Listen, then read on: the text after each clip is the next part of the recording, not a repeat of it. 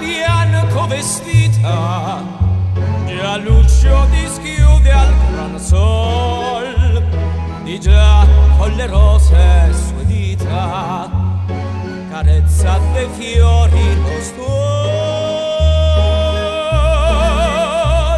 commosso da un fremito arcano, intorno il creato già par, e tu non ti desti ed in vano gli sto qui dolente a canatar.